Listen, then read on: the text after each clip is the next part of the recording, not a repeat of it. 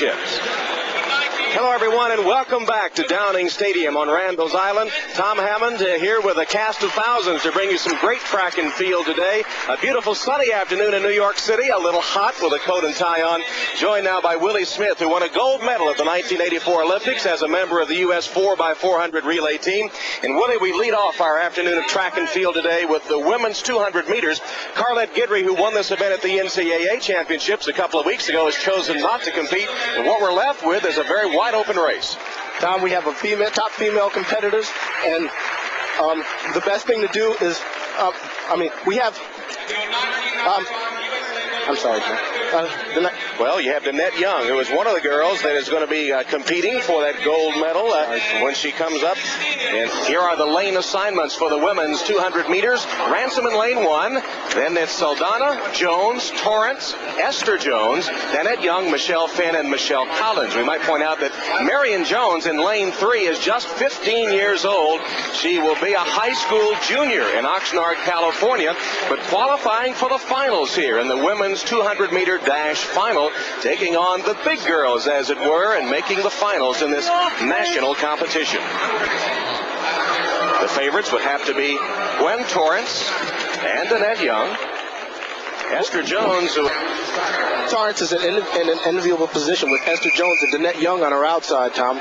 Danette Young, count on her to take it out. She's got both Gwen and Esther behind her. Danette Young in lane 6 as they take the blocks for the women's 200 meters. Gwen Torrance. Gwen has a wide range of sprints from 60 to 400 meters.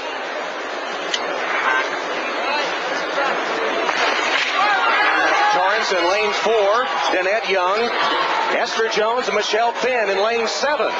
Finn in 7, making up the stagger. Danette Young in lane 6, and Torrance in 4. Into the straightaway. Torrance is there. Esther Jones and Danette Young coming down to the finish. Gwen Torrance. Torrance gets the win. Finishing second, Esther Jones and Danette Young. Those three across the line. And the top 3 finishers will qualify for the World Championships in Tokyo. Unofficially the time. A legal win.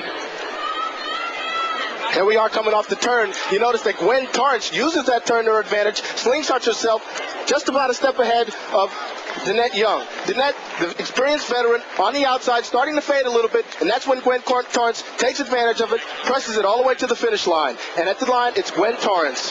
Danette Young second, and Esther Jones finishing third. There's Gwen Torrance, looking very smooth around the turn.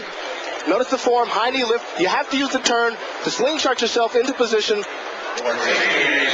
Look at that form. Gwen Torrance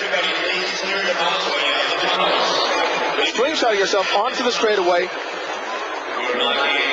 Look at... And there you see Gwen Torrance looking very, very smooth all the way through the tape. No tension on her face. And there's Danette Young coming up right on the outside at the tape. So the unofficial results have Gwen Torrance taking the 200 title.